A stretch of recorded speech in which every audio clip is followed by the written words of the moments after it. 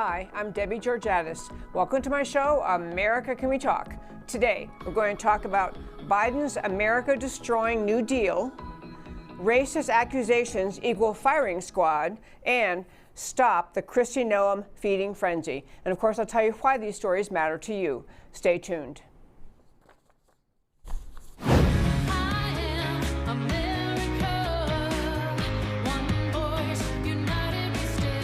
Debbie Georgatos, host of America Can We Talk, is an author, attorney, and political analyst whose mission is to inspire the American political conversation about preserving liberty in the best country on earth.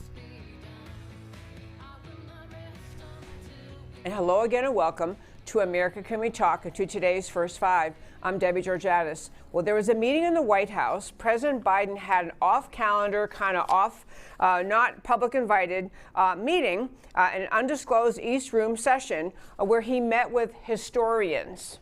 He met with American historians to basically assess how fast is too fast, how much is too much, basically asking the question, how much radical transformation could he do, could America take during his presidency?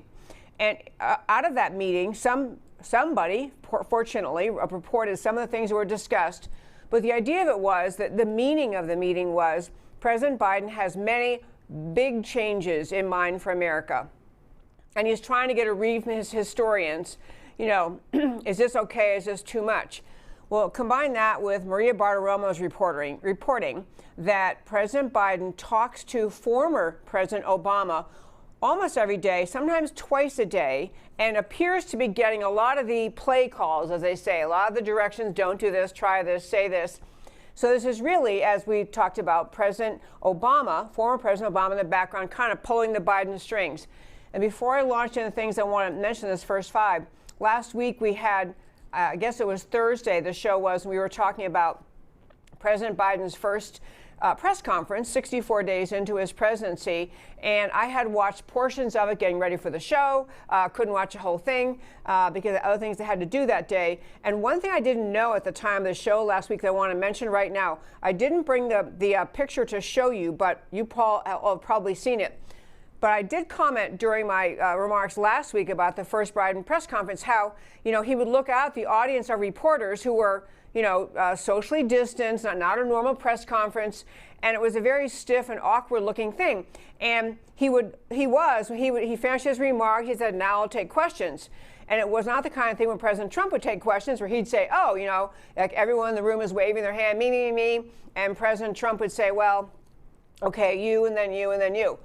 It was President Biden looking down at a prearranged list and saying, oh, okay, Joe Schmo from this organization, and he'd look around and see him and say, go ahead.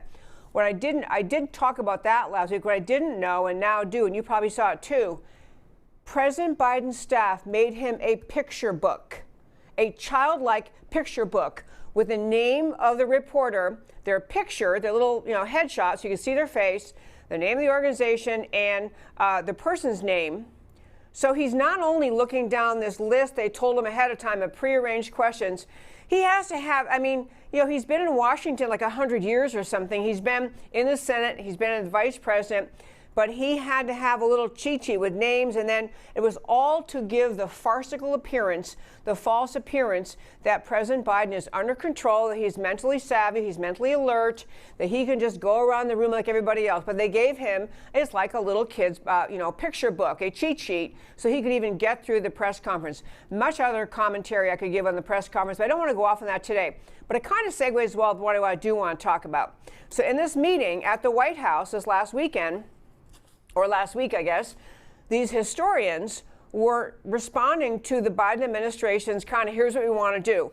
Among the commentary, the points they were making was that President Biden he's kind of reveling in the idea that he's going to be seen as even a more transformative president than President Obama was. He's going to be more bold, more out there, and he has a very big agenda in mind for America. Among the things he said for sure he wants to focus on, and at the meeting, of course, discussing, you know, the Democrat Party, the Democrat Marxist Party, has control of all of Washington. So it's not really like he has to negotiate with anyone, especially in these first 2 years.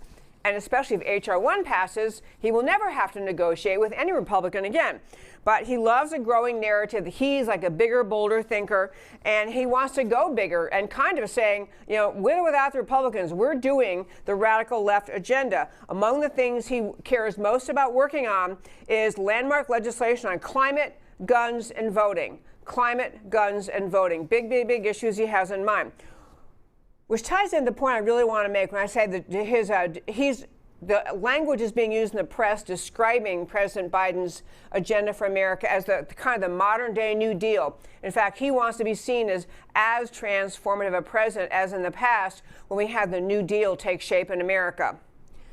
But what you're really seeing coming out of Washington, and what I really want to try to hone in on today, is they're not talking about a massive transformation in terms of, you know, we're going to embrace this tax rate, whereas in the past we only had this tax rate, or we're going to okay spending at this level, or in the past was only okay at this level. It's not slight policy differences. It's major transformative shift of America back to the socialist playing field, back to the socialist agenda, but it's also intended to be changes that are irreversible. Irreversible. There is no goal. There is no, there's nothing about what they are doing that is intended to be done in a way that can be reversed. I think that's really important to understand. They are setting things up, and the same way, I'll remind you, that President Obama did in the when he came into office, his very first term, you know, first 2 years while he has control of the House and the Senate, President Obama got the Obamacare deal passed. And Obamacare passed because if anything a socialist wants, it's the government in charge of health care. That was why it was agenda item number one in the Obama era. And it was written, and many, many pundits, both sides of the aisles, many healthcare experts pointed out, Obamacare was written in a way that was intended to be irreversible. Intended by its very terms, the complexity, the way the regulations and the various agencies involved interacted. It was like a nest of snakes. There's vipers weaving around each other, intentionally done that way to avoid it being reversible. And so we have, under the Biden administration, we have H.R. 1. This notion that if it does pass, we'll talk more about this. We're going to talk about it a lot as we continue fighting it. H.R. 1 is a complete destruction of the election process in America, the complete takeover of the election process in America. I should say something else about this New Deal that Biden's trying to bring, and it's really, really important to understand this. It's not just that he wants it irreversible. It is being fed to the American people by lies. Everything they're trying to do is being fed to the American people based on lies. H.R. 1 being a huge, huge, big, fat, left-wing lie underlying it that is supposedly justifying. That is, of course, the left arguing that, you know, there's so much intention to repress voting in America, so much determination to have the voting rights eliminated, so much intention to repress minority voters and people of color.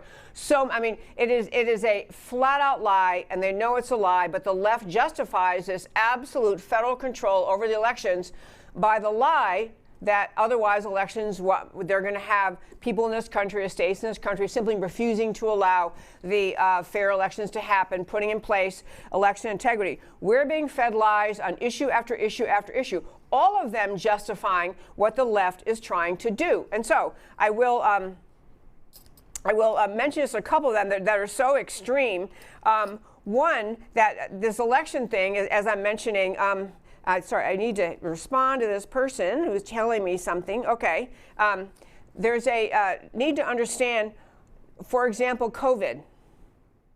COVID has been a lie over the past, used by the left to justify shutting down, telling people what, what whether they can go to work, whether they can get out of their house, how they can live, where they're going to be allowed to go. COVID has been premised on lies. Not that it's not a real thing, but the numbers grotesquely exaggerated, the death rate greatly exaggerated, failure to let the American people know about available remedies or available treatments way ahead of ever needing to go to the hospital. So COVID has been a basis of just endless lies. Somehow, unless you're willing to wear 2 masks, you're selfish. Unless you're willing to stay indoors, you're not being kind to your neighbors. A big lie going on in Washington designed to keep the American people stirred up and upset and outraged has to do with the what's happening with the fencing and the barbed wire around the Capitol. By the way, I can tell you about that. The reason on the House that they in Congress they are keeping the fencing up and the barbed wire is to send out a lie, to send a signal to the American people that there's just a massive QAnon movement, a massive, white supremacist movement or some other stupid thing, Ku Klux Klan thing, and that unless they protect the Capitol in Washington, they're going to be overrun. This is what the Democrats are doing. It's based on a lie. They know it's a lie. They know there is not a massive white supremacist movement in this country. They know there is not a QAnon movement ready to storm the gates. They understand those things aren't true. But if they leave the fence up and they send that message to the American people, then the American people are just more and more frightened of each other. Everything the left is doing in this country is heading us toward a radical destruction of basic freedom in America. And to get Americans to go along with it, to submit to it, to surrender to it, to not challenge it, they have to put out lie after lie after lie after lie. So people who are uninformed will say, well, they have to keep that fence up around the Capitol. They have to keep the barbed wire because, oh my gosh, there's this massive anti-government movement that would otherwise just take over. I mean, they're premising everything they're doing on lie after lie after lie. We live a lot with lies and all sorts of other things. Men are women, women are men. We're going to get to that a little bit later in the show today. They're claiming their massive power grab or federal control over elections is all justified because the Democrats claim they're standing up for voting rights, when the fact is they're trying to repress the freedom of vote, control the freedom to vote. They're trying to cause the states that actually have impactful election integrity legislation to have those wiped out by the federal government. So this whole New Deal coming out of Washington, the points I want to take away, the American people are being, to use a word used by Ken Blackwell, brilliant columnist and writer. Ken Blackwell had a piece in the town hall called "The Left's Hoodwinking of America." His basic point, and one of the basic points I'm trying to make to you in this first 5 is this. The Biden administration is intending, through their messaging, their executive orders, the causes they celebrate, the things they say, the legislation they're pushing, they are trying to eviscerate the basic constitutional freedom of the American people. It's a massive left-wing power grab happening in Washington right in front of our faces, and they're using every available tool, every weapon, everything they can to just shut down freedom as it has always been in America, and to convince the American people to go along with them because of the lies they put out to justify what it is they're asking to do. A brilliant piece is on our website, americacanwetalk.org. Brilliant piece written by Ken Blackwell. Again, this is about the Democrats called it the For the People Act. It was H.R. 1, which is House bill now, or House resolution now is SB 1 Senate bill. It's the one that basically takes over elections in Washington, and it will result in absolute corruption, permanent corruption of the election system in America. They know it. You know it. One other big piece in the first 5 as we move forward. If I had to say there was a theme for today's show, it is that I urge you to step back and get the big picture of where the left is headed in this country. Get the big picture first. Don't get sucked in to every little issue that comes up and think, oh, well, now we're discussing border policy, and now we're discussing election law, and now we're discussing the January 6th events, and now we're discussing health care. If you get drawn in to the individual issues that the left is pushing, you lose sight of the big picture. You lose sight of the forest for the trees, and you don't see what the left is doing to this country. What we are watching in Washington, with the left having complete control of the Senate, the House, the White House, and frankly, even though President Trump worked hard to get many judges in office, it's also the judiciary tends to capitulate or surrender to whatever it is the left wants on issue after issue after issue. So where we sit here, we're sitting here in 2021, nearing the end of March of 2021, thinking we're only a few months into the Biden administration. History will look back at this time and say, why couldn't you see what the left was doing? Why couldn't you see how extreme the situation is in Washington? Why couldn't you see it? And then why couldn't you fight it? Why didn't you fight? Why didn't you fight back on every issue all the time? And that is my theme for today. We're going to talk about a lot of different ways that we need to be doing that. But one more thing about this, what is happening in Washington, the Biden New Deal. The next ploy they are using, the next tactic is they're begin pushing out their version, the Democrats' version of an infrastructure bill. And a lot of people on our side of the aisle, and people all over the country, whatever your political orientation, you think, well, that's good. I mean, you know, infrastructure is important. Infrastructure is a great thing because, you know, everyone knows roads that need to be fixed or bridges or railroad tracks. And there's great infrastructure, airports, all these things, you know, these are nonpartisan things. This is a really good thing to move forward on. In fact, when President Trump won in 2016 and he had control of the House and the Senate, that was the one issue Nancy Pelosi, I remember her so clearly jumping out and saying, well, you know, this is okay. We're going to work together because we have many, many common goals. Infrastructure, for example. Infrastructure is this go-to issue that you think, well, you know, everyone's in favor of that. Understand how the Democrats intend to use infrastructure. We'll be talking more about that, but I want to wrap up the first 5 by making this point. Infrastructure.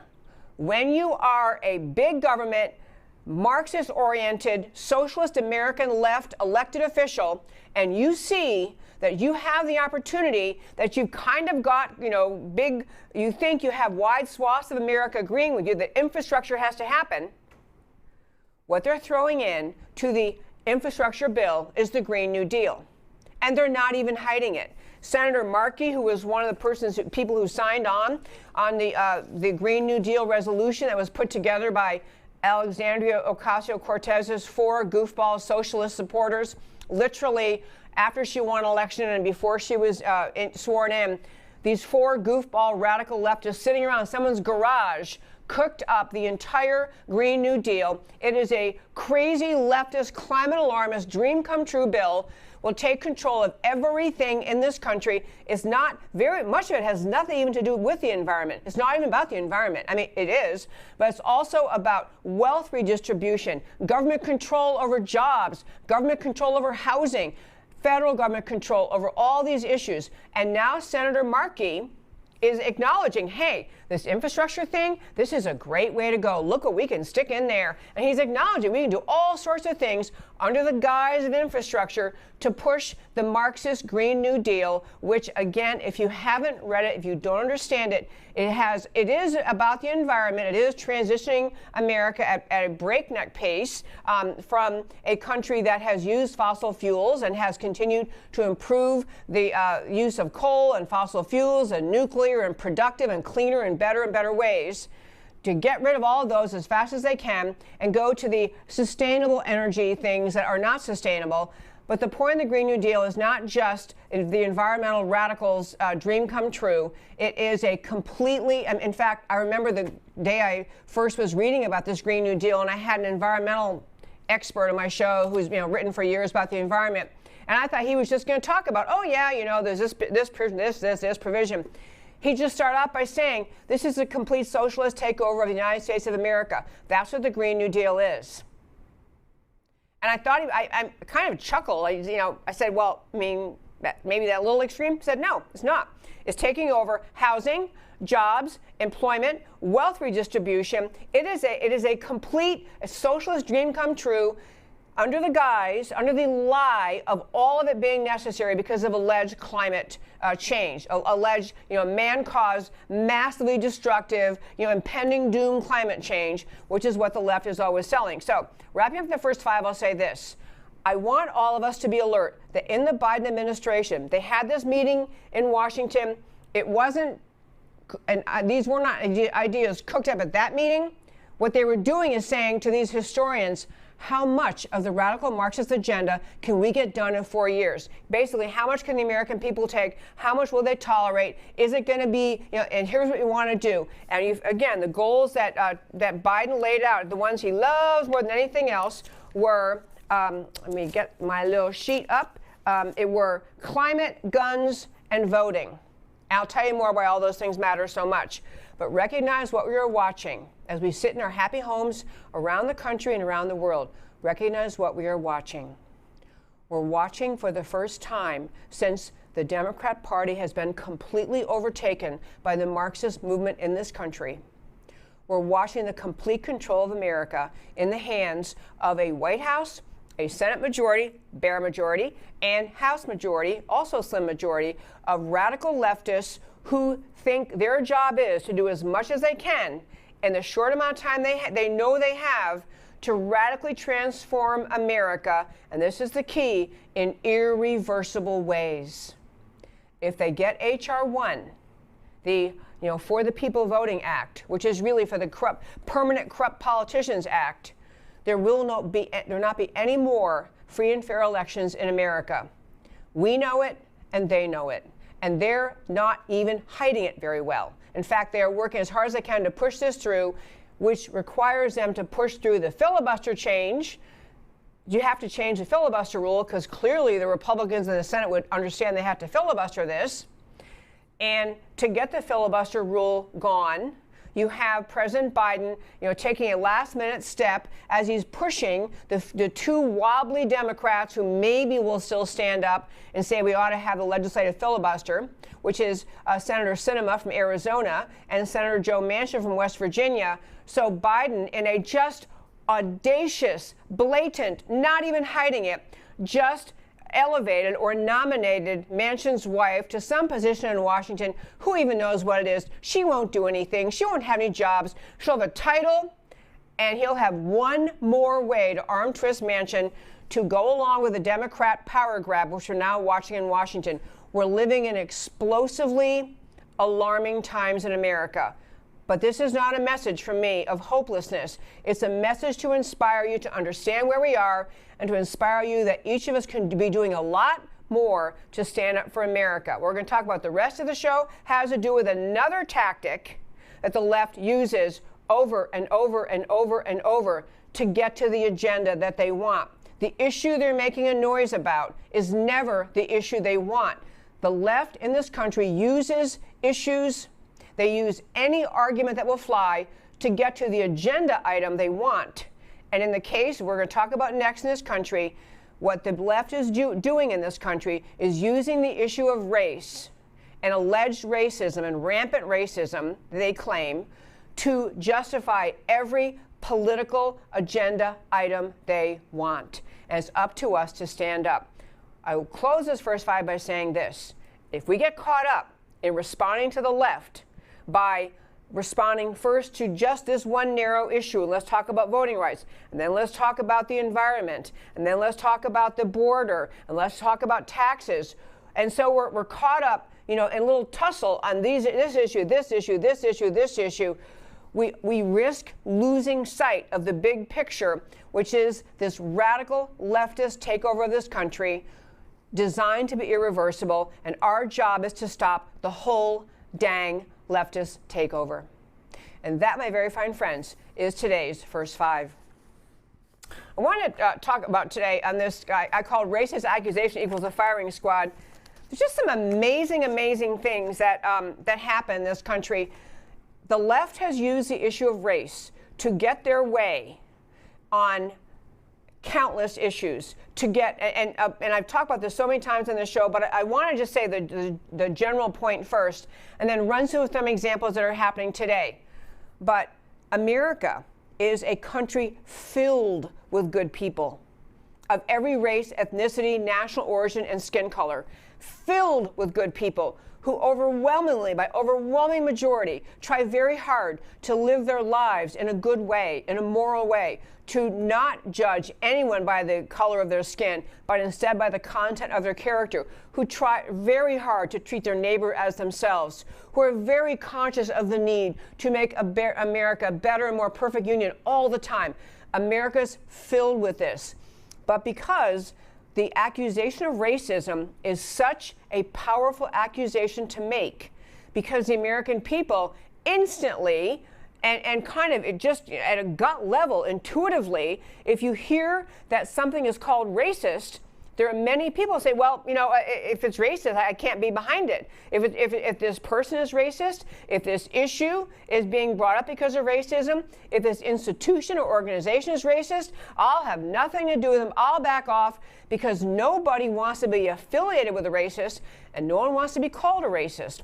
And so the left recognizes the power of using false accusations of racism, and I mean false accusations of racism, to get to the agenda they want. One overarching agenda the left has in using race over and over and over as a false accusation is to further divide this country, to eviscerate the sense of unity we have as the American people, unified around the ideas of our founding, unified around the precious promise of the Declaration of Independence, that all men are created equal, we're endowed by our Creator with inalienable rights, including life and liberty and the pursuit of happiness. These are ideas that are unique to America as a founding idea of a nation, and they're powerful and they're unifying, and they are open to and available to every single person, regardless of race, ethnicity, national origin, and skin color. The very idea of America is a unifying idea. It's also an idea the left hates, the founding ideas of America, because if you believe in those things, that the founding ideas of America, you're not going to swallow the socialist Marxist agenda of the left, which is attempting to overturn most of what America was founded on.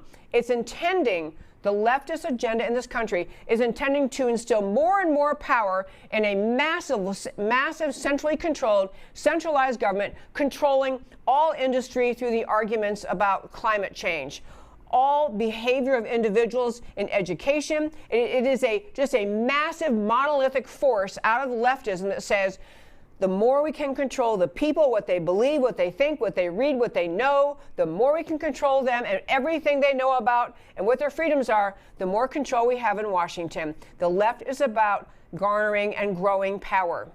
They succeed in doing that by trying to force Americans, because of skin color, race, ethnicity, gender, orientation, into silos, and then telling you, you people over here in Silo A, you know, you with this particular race and skin color, you know, we're your protectors, but everybody else in the other silos doesn't like you. Silo B doesn't like you, Silo C doesn't like you. This is exactly how they think. So now I get around to telling you that every time these accusations of racism are made, they are accusations, they're instances in which the left tries to grab more power from it, tries to argue to the American people that this is a deeply racist country, and so the solutions the left has are needed in order to make it a fairer country. So to feed that agenda, part of what the left does is to continue to feed and incentivize people to be more and more hypersensitive, more and more easily offended, more and more easily outraged. So you have the kind of easily outraged crowd being encouraged by the left, the easily offended crowd encouraged by the left to complain, to see everything around them as signs of racism. So this is not coming from the people organically. It's orchestrated by the leftists at the top. So on the stories I want to hit today on this topic, several which really were kind of news stories, same concept, but really important to understand how these things happen. And I'm getting around to saying the reason I'm telling you these stories is not just to lament what they do, not just to lament America. It is to point out the extreme need in America for America-loving patriots, for conservatives to push back, to not play the game on the left's terms, to not apologize and explain every time the left finds a new thing that you should be offended about, or that maybe something you said or did you should be offended about. stop playing their game. So in the University of San Diego Law School, there was a professor who did a posting. This professor's name is Tom Smith, law professor at USD, University of San Diego. And there was some posting that had been in the Wall Street Journal related to the Wuhan lab and the source of the coronavirus. And so somebody wrote a piece in the Wall Street Journal, and then commentary on it was offered by this professor Tom Smith in a posting in a periodical called The Right Coast. So this guy, law professor, writes a piece in which he's basically saying, he ends up with, if you believe that the coronavirus did not escape from the lab in Wuhan, you have to at least consider that you are an idiot who is swallowing whole a lot of, and I'll just fill in my word for, hogwash. He used a bit of a crass term, but he's basically saying, you're an idiot if you just believe whatever the Chinese Communist Party is telling you about the source of the coronavirus. You just might be an idiot. And so he's criticizing, and so again, what he says is, if you believe the coronavirus did not escape from the lab in Wuhan, you have to at least consider that you are an idiot who is swallowing whole a lot of Chinese hogwash. He used a different expression. So that statement, written to talk about, how dumb you must be if you think that his opinion that the coronavirus didn't come out of a lab. So some student at University of San Diego, saw that posting, this professor posting. This student was a member of the Asian Pacific Law Student Association at USD. He complained to them. The group filed a formal complaint with the help of the student bar, went to the administration at USD Law School to say, this professor said something, this is anti-Asian racism. The university, as all universities do, jumped into high gear, immediately denounced the statement, sent out a statement to the students, and then to the whole community. This is not consistent with our community standards. We don't talk like this. He was not intending to he was not speaking on behalf of the university. Mind you, by the way, the professor who wrote this instantly, or very shortly after criticism started, posted, said, in an update, it appears that some people are interpreting my reference to Chinese hogwash as a reference to an ethnic group. That is a misinterpretation. To be clear, I was referring to the Chinese government, the Chinese Communist Party. So he's getting after the Chinese Communist Party because some student got offended. The entire law school is now denouncing this guy, and the school is putting out apologies and distancing themselves. And, oh, yes, we're going to investigate this guy. He used language that offended some students. Fortunately for this professor, there was a group of law professors in California that put out a letter to the public and to USD Law Administration, just said, seriously? Well, where's the First Amendment? He can't even say, maybe he used a term you don't like, but he can't even say, and they say he maybe used too forceful a term. He just used a term to make reference to the Chinese Communist government, which everybody knows is a problem. And he said, this group of faculty, law faculty, wrote to the university and said, come on, seriously? He can't criticize the Chinese Communist Party, and you're going to discipline him and investigate him? And what that always leads to is a potential threat of termination unless you resign. So at least this professor has some group of other law professors standing up for him.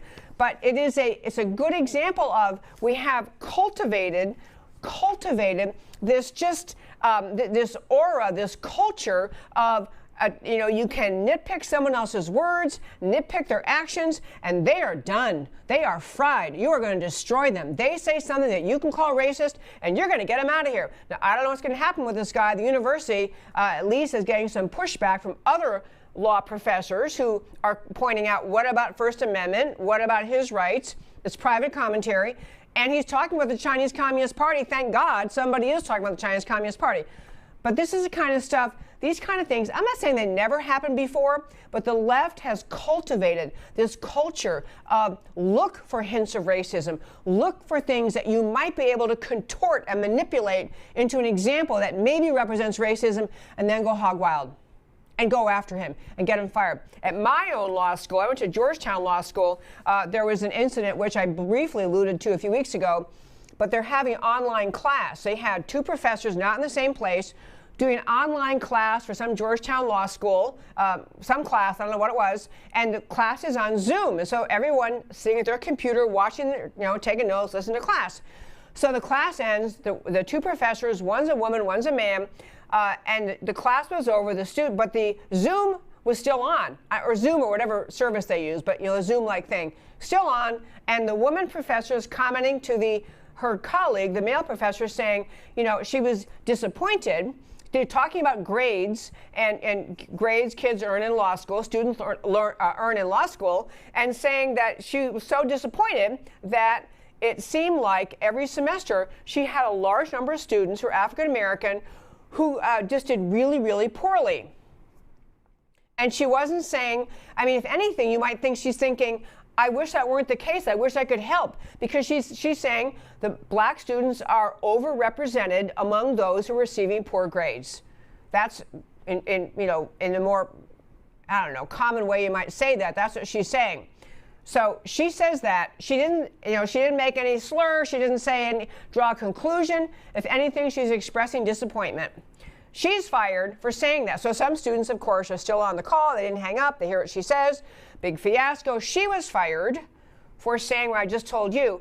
And the other professor who was on the call was also fired because he didn't dispute what she said. Okay, so that's Georgetown. I'm going to give you other examples. This determination to find racism under every rock, to interpret any possible misstatement, failure to speak clearly as racism, and then to try to generalize that more broadly to be used as an accusation against someone and to have that person erased more or less, cancel culture on steroids. It is not just a hypersensitivity of today's youth. It's not a hypersensitivity that organically arose in America. This is a manipulated, divisive tactic used by the left. I'll tell you something else, really interesting ones too. Two other quick things. And this one kind of blew me away. I don't know if any of you listeners took piano lessons when you were growing up or other musical instruments. We all played piano in our house growing up. Well, when you play piano, you have music. You have music and you read, it has a treble clef and a bass clef. It has notes and sharps and flats. That's how you know what to play because it's on the sheet, a music sheet. Oxford University has announced Oxford may scrap sheet music because sheet music, the thing you look at to see music, is complicit in white supremacy. I don't even want to know what their dumb argument is. The idea, I don't know how you're going to have students learn what to play and learn a piece of music and be able to play together in a symphony, or as I used to do, sometimes play piano, as the choir was singing, be their accompanist for the choir singing, if you can't look at music. If you can't learn from music, it's so absurd. A similar one, which we talked about before, but again, once someone says something is racist, everybody jumps. Oh my gosh, okay, we're going to have to get rid of sheet music. Another similar one, Brooklyn College professor of math education, Lori Rubel, said, this was now a few months ago, this was this was last year, August of last year, argued on Twitter that the mathematical equation 2 + 2 = 4. The mathematical equation 2 + 2 = 4, it reeks of white supremacist patriarchy. Math is racist. Can't even get started. One last thing before I get to my point. I'm saying in this segment, there was a contributor to the New York Times and the Esquire, someone named Damon, D-A-M-O-N, Damon Young. I want you to read what he actually published. What he said was true. This is a contributor to New York Times and Esquire, Damon Young. Whiteness is a public health crisis. Whiteness, the fact of having white skin. Whiteness is a public health crisis. It shortens life expectancies. It pollutes the air. It constricts equilibrium. It devastates forests. It melts ice caps. It sparks and funds wars. It flattens dialects. It infects consciousness. And it kills people. Okay, that's a little extreme, clearly. I don't think he's been banned anywhere. The entire culture warriors, the warriors who are after the professor who made offhand comments after class ended, or the professor at USD who made it wasn't even part of his job, wrote a piece talking about the danger of Chinese Communist Party. No one on the left is going to attack this guy, Damon Young. No one's going to say, that's racist. You can't talk that way. He is talking that way. And it seems to be fine with the left.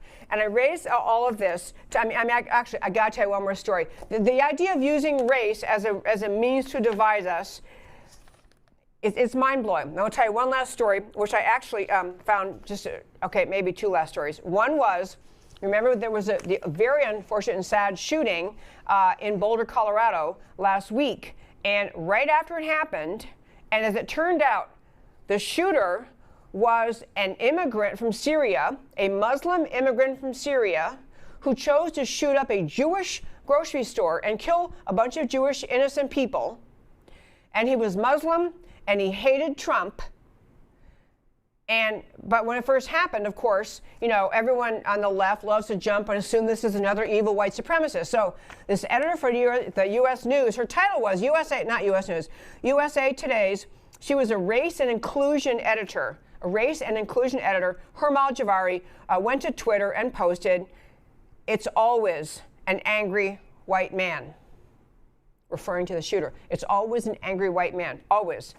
Okay, and it wasn't angry. So she got fired, and you'd think she'd be embarrassed because the conclusion she jumped to had nothing to do with the incident. She was fired by USA Today, but what's really interesting is her defense. She is tweeting and posting and complaining about being fired and trying to say that she was standing up because she was fired. She claimed she was fired for challenging whiteness. You can't make this up. I say all this to say, I'm on this point to say this today. America has a lot of challenges ahead of us. On the subject of race, be very conscious of every time an accusation is made of racism. Look at the source, look at the facts, look at what was actually said or done, and come to your own conclusion and push back. Thank goodness for this USC law professor having other law professor colleagues. I don't even know if he knows them, but they're a law professor group in San Diego or in California who are saying, you can't, you're going to fire this guy for writing about the Chinese Communist Party? Really? Because that's racist, that's anti-Asian. I mean to tell you, the avalanche of allegations of racism in this country will continue until it stops swaying us. It will continue until, at this point, they finally realize the American people won't get pushed around by it anymore. As long as making the allegation of racism pushes around the American people, causes them to surrender, causes them to give in, whatever the left wants, okay, just don't call me a racist, whatever you want, they'll continue doing it. I'll tell you one last, just kind of most amazingly story. So there's a golf tournament that occurs in the state of Georgia. The PGA has the Masters tournament. It's an annual tournament in Georgia. So Georgia just passed election reform laws, like really basic, nothing radical, nothing unhinged, just radical election integrity laws after the most, corrupt election in American history, 2020, after polls that show half of Americans think our election process is corrupt. So Georgia passes very basic election integrity laws. Because the left doesn't like election integrity, heaven knows they never support election integrity. They never support anything that would make elections more fair, that would make elections where you're actually sure that people who are voting are eligible to vote, that they registered on time and followed the law. The only election kind of legislation the left pushes is to enable fraud. That's all they ever push. So in Georgia, they pass a law trying to get to better election integrity. And so the left is hysterical, making all sorts of claims unconnected to reality about all the election, the Georgia new election law is all about trying to repress the minority vote, trying to scare voters, trying to make it too hard. Just hogwash. But you have a group, a civil rights group, that's actually publicly calling for the PGA, Professional Golf Association, tour to pull the Masters golf tournament out of Georgia to protest Georgia's new voting laws. They, and when I say they go to great lengths, and I'll tell you what, one other point of clarity, and then I really hit one last kind of quick story for the day.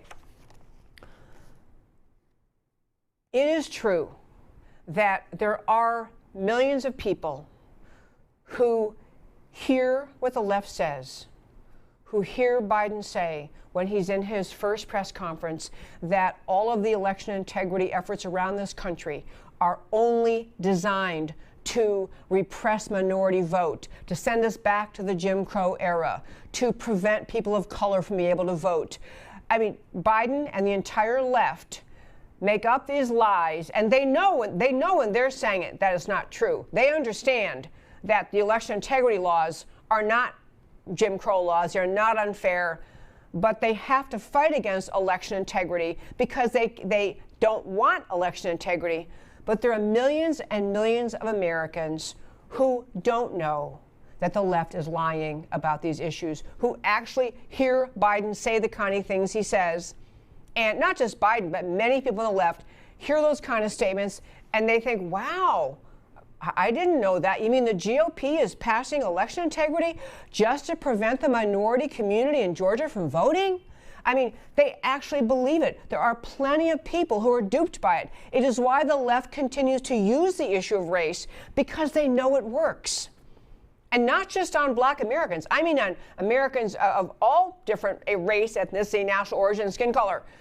It works. The lies work in some communities. And they work in those communities because the people aren't informed.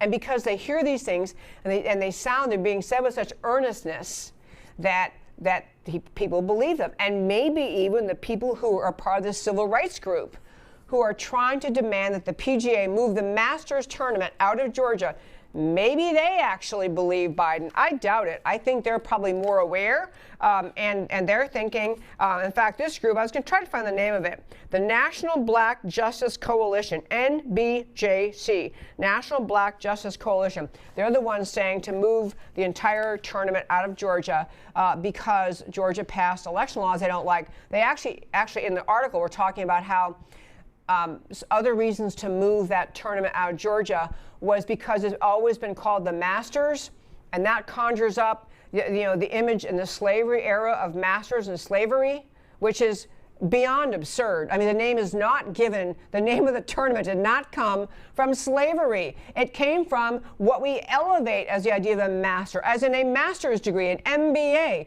a master's in economics. It is a term that signifies mastery of something, of learning something, of being good at something, of being, you can be a master tradesman, a master carpenter, a master electrician.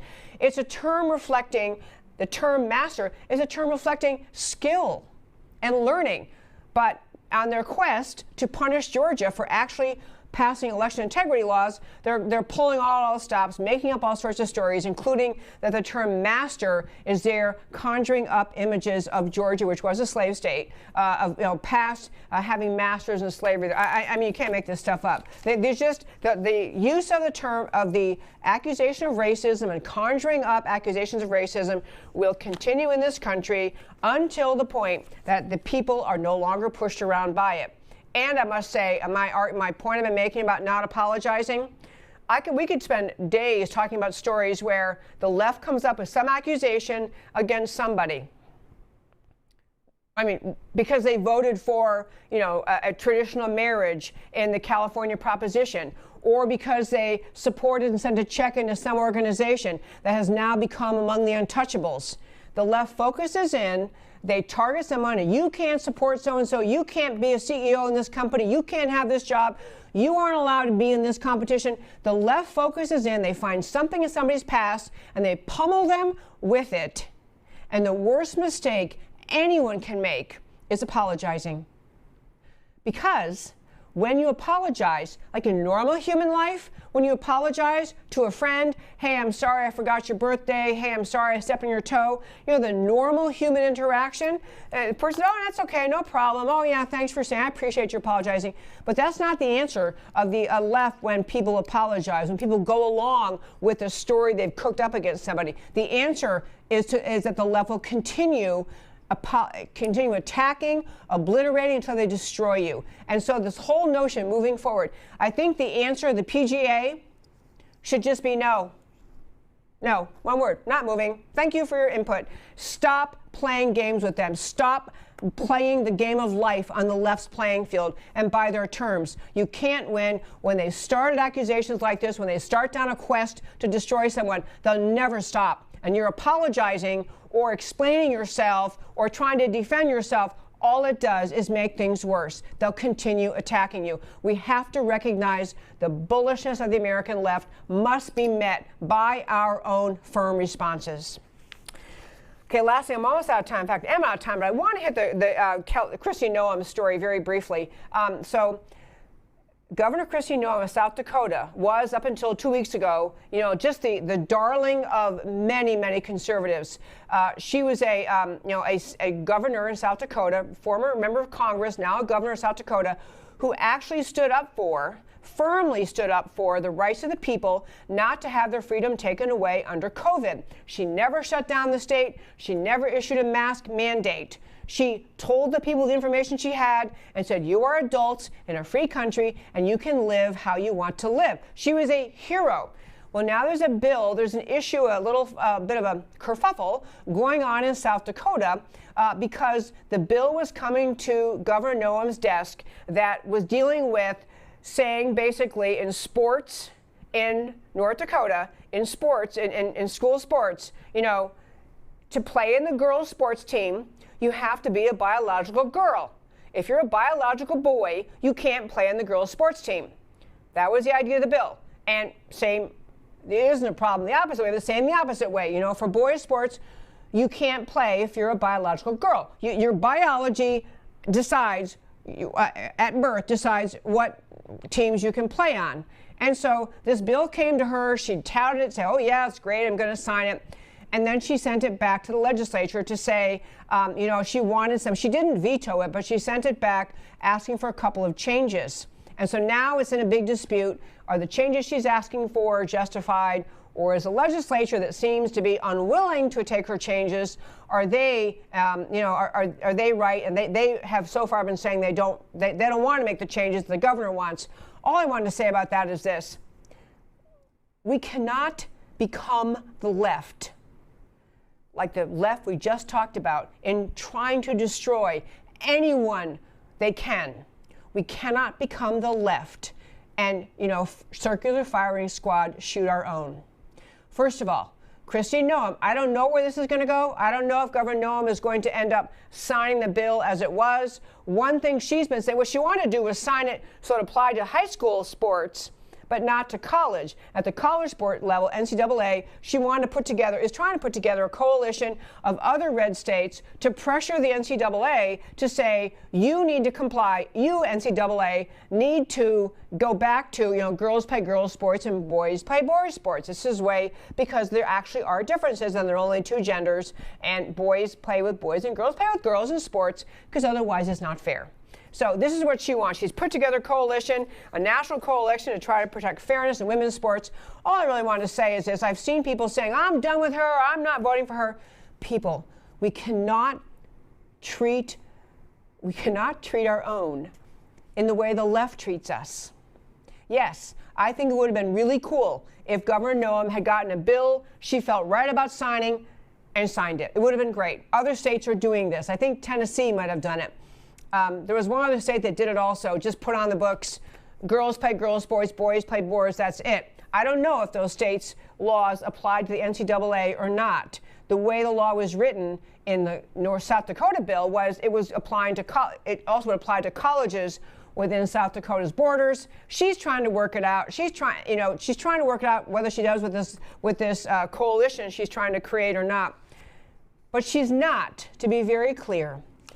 Governor Noem understands there are two genders. She understands there are girls who should play against other girls in sports and boys play with boys. She's not a nutcase leftist who's trying to pretend there are 52 or now it's up to 113 genders. She understands that is hogwash. She understands there's boys and there's girls. And she's trying to make it, at least in the high schools in her state, that the girls play with the girls' teams without having biological boys who are pretending to be girls playing on the team. She's saying no. She's protecting girls' sports. Whatever happens moving forward, I don't know, but I could hardly believe how quickly some people want to pounce on her before she gets to a decision. And I want to just tell you, I sent Matt the Wonderful a couple of pictures. I will tell you over the weekend, and I do want to close this point too. Over the weekend, my husband and I had a chance to go to a fundraiser here in Texas. Governor Noem was there, got to meet her, and our Texas chairman of the Texas GOP, Alan West, was also there. It was a huge packed event, not huge, it was in a home, and so can't hold that many people. It was a lot of people, a lot of excitement. Governor Noem spoke, and Lieutenant Colonel and Chairman Alan West spoke. And I want to show you the pictures from that event, and then I'm going to tell you. So there's Governor Noem and myself, and I don't know the other people in the background, but anyway, we met her. And there is Lieutenant Colonel Alan West and Governor Noem. I'm telling you, both of them were stellar speakers. And the reason I want to close on this point is to say this. We don't have a bench of 150 likely, solid, possible people to run for president in 2024 on the GOP side. We don't even have 10. And so we have someone, I don't know if she's going to run for president. She's up for governor again in 2022. I don't know if she's going to run for president in 2024. I don't know if she's going to want to stay in South Dakota. I don't know. But when you have someone who has done so much good on the GOP side and on the issues that matter, and taken the slings and arrows of the left, and she has taken slings and arrows, the idea that you're going to say, I'm done with her because of this issue, especially when it's not resolved yet, too quick to judge, too quick to pounce. And when I heard her speak at length about this over the weekend at this event, she gets exactly what the problem is when boys try to invade girls' sports. And she gets the idea that there are two genders, boys and girls. She gets this. And she gets the idea her job is to protect the people of South Dakota. She's not out, hasn't become a wild leftist on this one issue. And I'll close with this and then go to my why it matters to you. But the other thing that came out of this weekend, and I wanted to really reinforce, I talk about issues on this show, and especially today, I was really focusing on what the left is doing. And I do that because I think there are millions of Americans who voted for President Biden who had no idea what his agenda was, no idea what he was going to do. And I do want to try to raise the alarm bells among GOP in our country or just average American patriots about how radical and dangerous the American left is. I feel as one of my primary jobs is to wake Americans up, more and more Americans up, to just how dangerous the left is, what their plan is, what they would be doing with H.R. 1 if they could do it, what they're going to do with the borders, which is to abandon them. I want to wake America up, but I do not ever want to convey to you that I feel hopeless. I do not. I do not feel hopeless. I think our country is filled with good and noble American patriots who will stand up, who will fight back. They need to be given the facts. They need to understand the dangerous time we're in. They need to understand that it's not enough to say, well, just wait till 2022 and then we'll get them. We'll have great midterms and we're going to take back the House. If we don't do something on H.R. 1, we're not going to take back anything in 2022. If we can't stop H.R. 1, if we can't, as states, nullify H.R. 1, if we can't say as states, we're following our election integrity laws and we're putting our laws in place and that's what we're going to do, then we are going to be in trouble. But I don't want to leave the impression with you, because I did a lot today of talking about how crazy things are, that I'm feeling hopeless about America. I am not at all.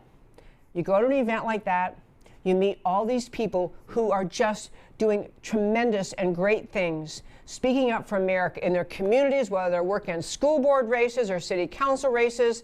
They are in it in the fight to the end. They are in it in ways that are too numerous to even tell you. There are millions and millions of Americans who understand the threat of the left. They understand the danger we're facing. They understand it's time for patriots to stand up. I am not hopeless. I do not feel hopeless about America. Alan West, Lieutenant Colonel Alan West, was brilliant on that in this event on Saturday, just talking about We've had tough times before. We've had battles. Don't sit home grumbling and thinking, well, dang, it's all over, America's over. No, there's always a way to fight. There's a way to fight legislation. There's a way to fight to strengthen your state. There's a way to challenge laws in Washington. We are going to be in the fight for America. I will never give up in this precious country. And so therefore, we are in the fight for the long haul because America deserves it. The idea America deserves to have our patriotic strength fighting for it. I tell you things I'm concerned about because I want you to know about them, but I don't want you to take away, wow, America's gone. It's not.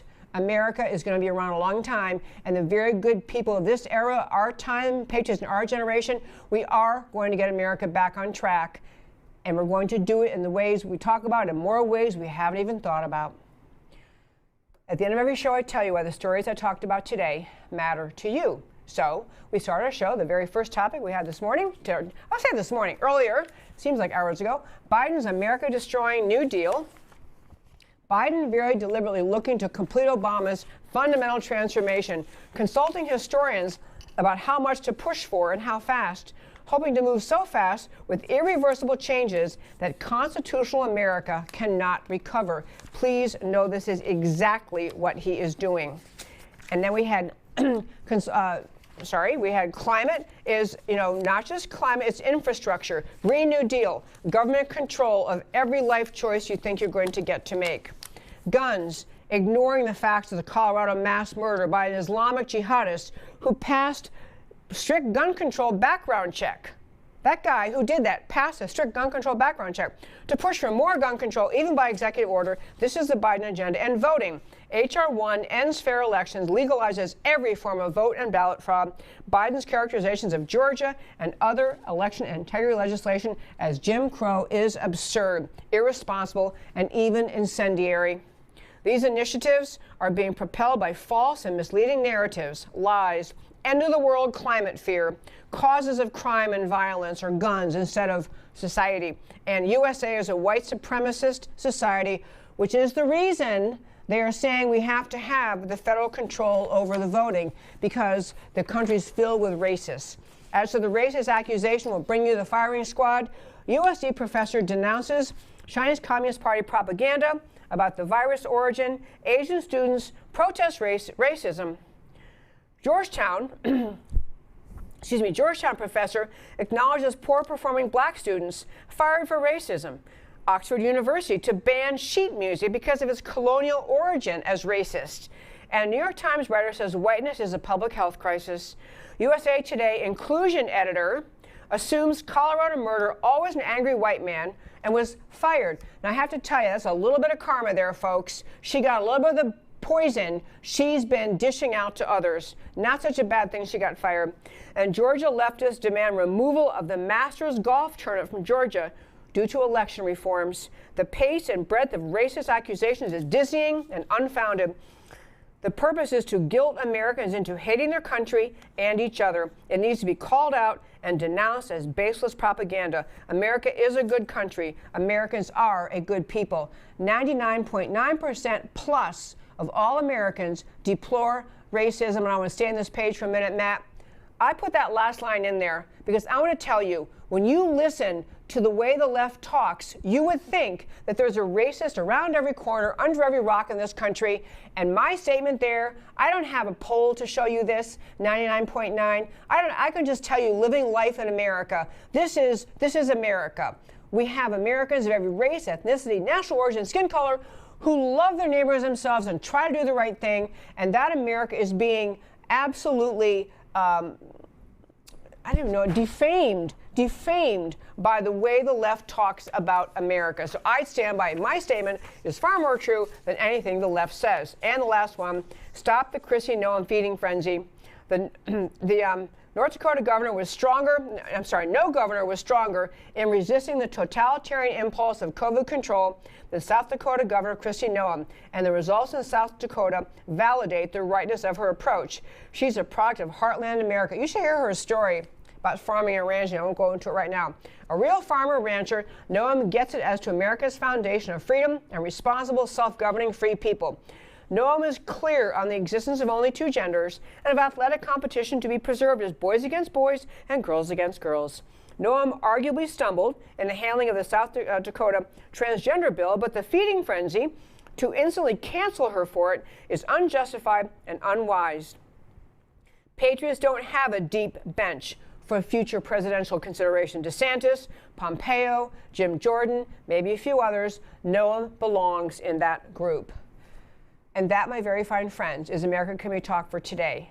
Thank you so much for tuning in every Monday through Thursday at 3 p.m. Central Time to America Can We Talk, where I always talk truth about America because America matters. And I'll talk to you next time.